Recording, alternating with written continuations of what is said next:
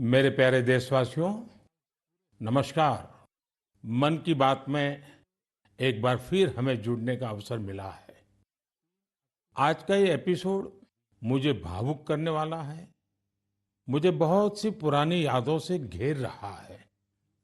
कारण ये है कि मन की बात की हमारी इस यात्रा को 10 साल पूरे हो रहे हैं।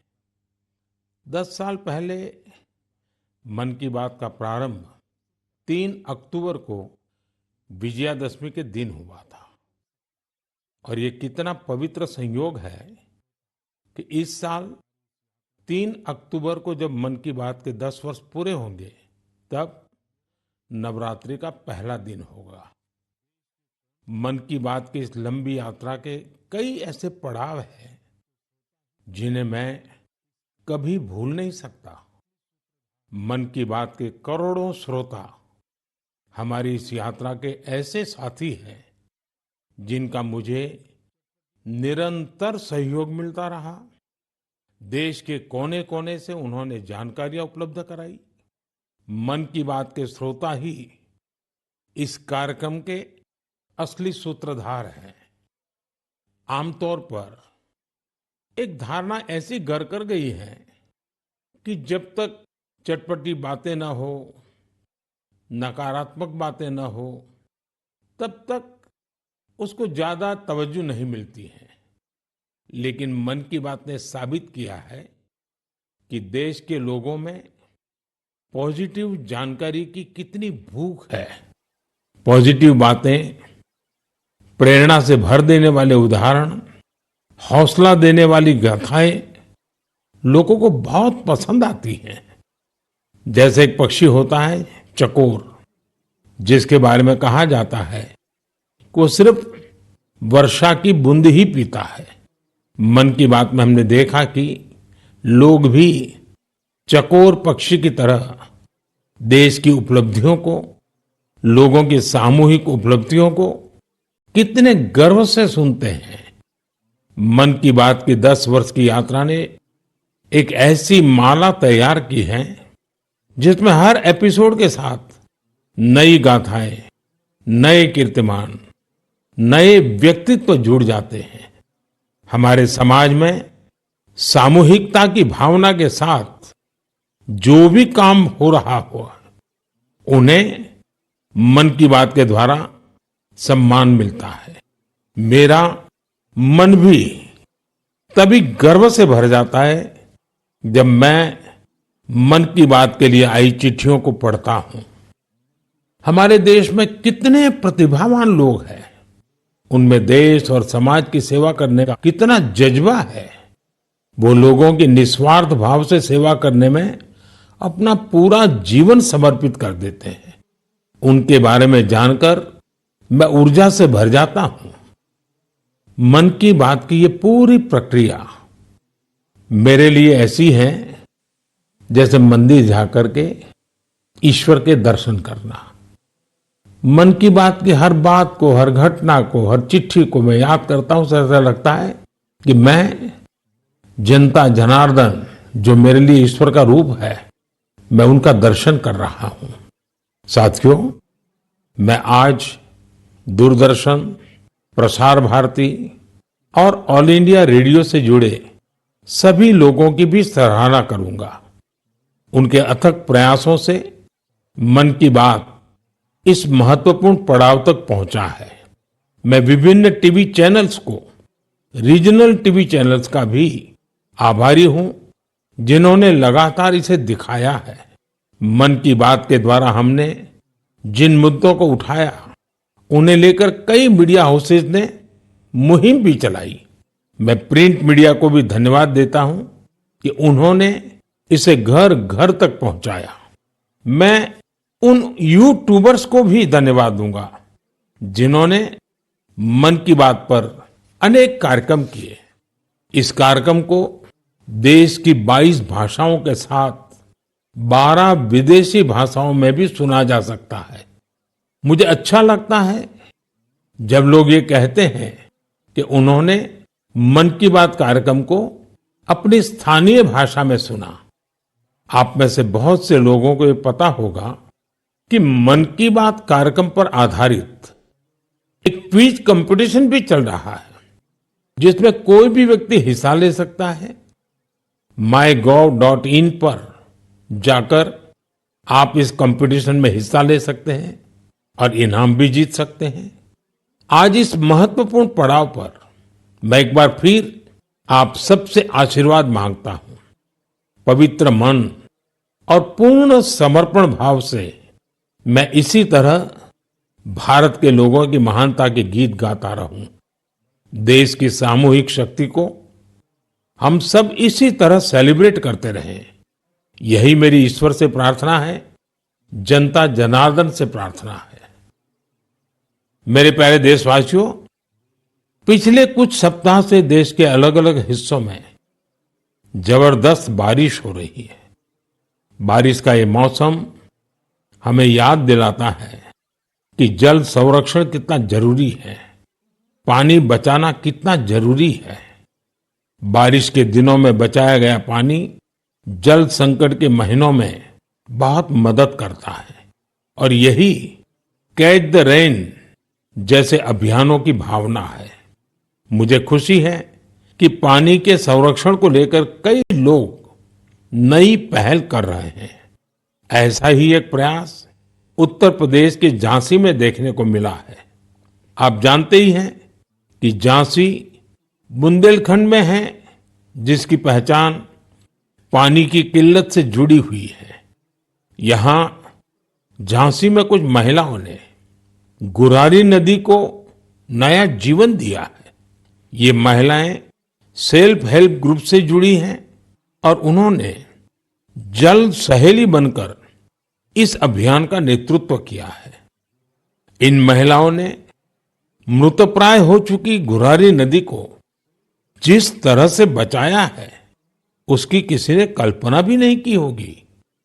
इन जल सहेलियों ने बोरियों में बालू भरकर चेकडैम तैयार किया, बारिश का पानी बर्बाद होने से रोका और नदी को पानी से लबालब कर दिया। इन महिलाओं ने सैकड़ों जलाशयों के निर्माण और उनके रिवाइवल में भी बढ़ चढ़कर हाथ बटाया है। इससे इस क्षेत्र के लोगों की पानी की समस्या तो दूर हुई ही है, उनके चेहरों पर खुशियां भी लौट आई हैं। साथियों, कहीं नारी शक्ति जल शक्ति को बढ़ाती है तो कहीं जल शक्ति भी नारी शक्ति को मजबूत करती है। मुझे मध्य प्रदेश के दो बड़े ही प्रेरणादायी प्रयासों की जानकारी मिली है। यहाँ डिंडोरी के रायपुरा गांव में एक बड़े तालाब के निर्माण से भूजल स्तर काफी बढ़ गया है। इसका फायदा इस गांव की महिलाओं को मिला। यहाँ शारदा आजीविका स्वयं सहायता समूह, इससे जुड़ी महिलाओं को मछली पालन का नया व्यवसाय भी मिल गया। इन महिलाओं ने फिश पार्लर भी शुरू किया है, जहां होने वाली मछलियों की बिक्री से उनकी आय भी बढ़ रही है। मध्य प्रदेश के छतरपुर में भी महिलाओं का प्रयास बहुत सराहनीय है। यहाँ के खौब गांव का बड़ा तालाब जब सूखने लगा तो महिलाओं ने इसे पुनर्जीवित करने का बीड़ा उठाया। हरी बगिया स्वयं सहायता समूह की इन महिलाओं ने तालाब से बड़ी मात्रा में गाद निकाली। तालाब से जो गाद निकली उसका उपयोग उन्होंने बंजर जमीन पर फूड फॉरेस्ट तैयार करने के लिए किया। इन महिलाओं की मेहनत से न सिर्फ तालाब में खूब पानी भर गया, बल्कि फसलों की उपज भी काफी बढ़ी है। देश के कोने कोने में हो रहे जल संरक्षण के ऐसे प्रयास पानी के संकट से निपटने में बहुत मददगार साबित होने वाले हैं। मुझे पूरा भरोसा है कि आप भी अपने आसपास हो रहे हैं ऐसे प्रयासों से जरूर जुड़ेंगे। मेरे प्यारे देशवासियों, उत्तराखंड के उत्तरकाशी में एक सीमावर्ती गांव है जाला। यहाँ के युवाओं ने अपने गांव को स्वच्छ रखने के लिए एक खास पहल शुरू की है।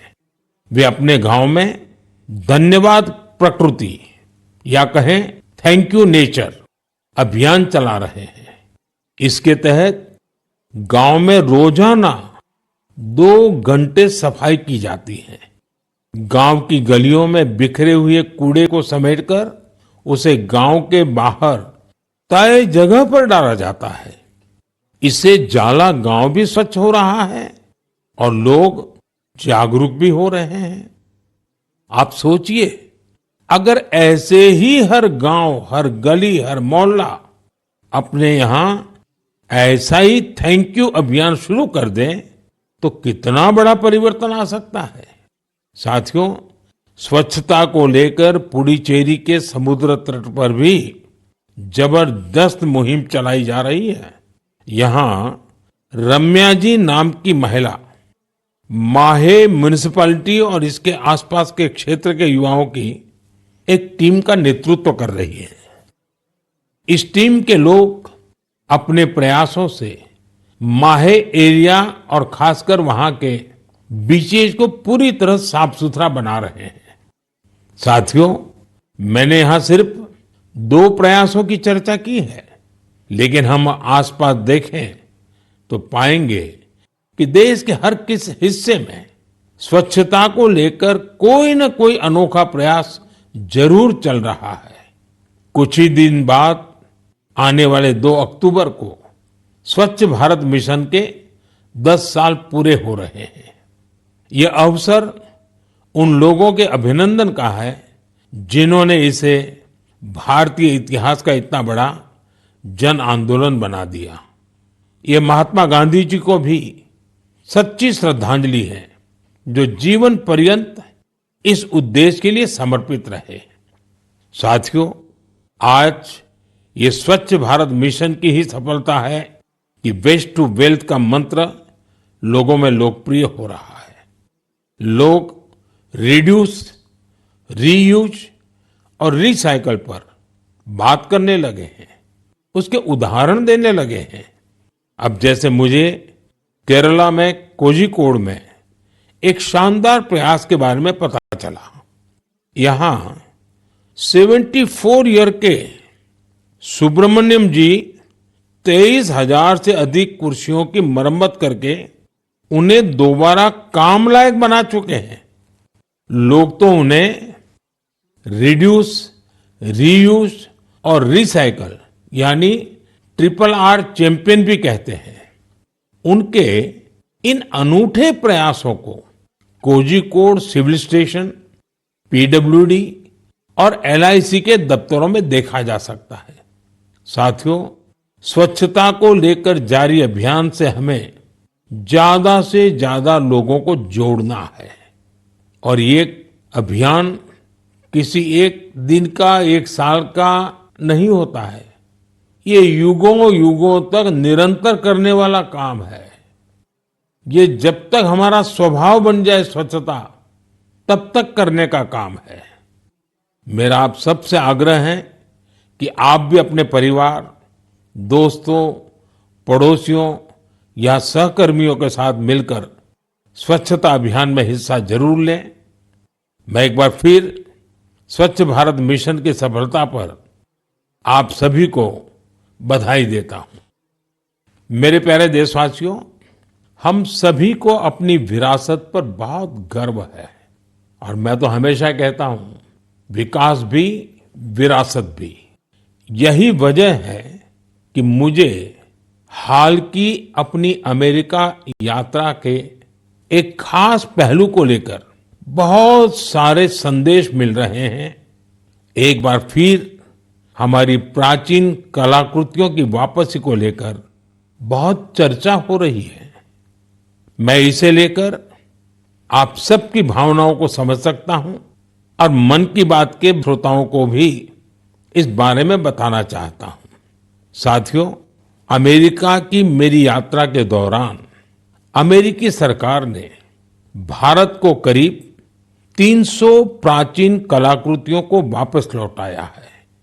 अमेरिका के राष्ट्रपति बाइडेन ने पूरा अपनापन दिखाते हुए डेलावेयर के अपने निजी आवास में इनमें से कुछ कलाकृतियों को मुझे दिखाया।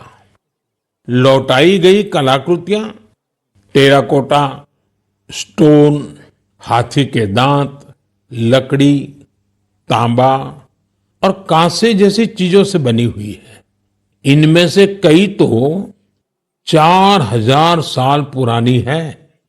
4000 साल पुरानी कलाकृतियों से लेकर 19वीं सदी तक की कलाकृतियों को अमेरिका ने वापस किया है। इनमें फूलदान, देवी देवताओं की टेराकोटा पट्टिकाएं, जैन तीर्थंकरों की प्रतिमाओं के अलावा भगवान बुद्ध और भगवान श्री कृष्ण की मूर्तियां भी शामिल है। लौटाई गई चीजों में पशुओं की कई आकृतियां भी हैं। पुरुष और महिलाओं की आकृतियों वाली जम्मू कश्मीर की टेराकोटा टाइल्स तो बेहद ही दिलचस्प है।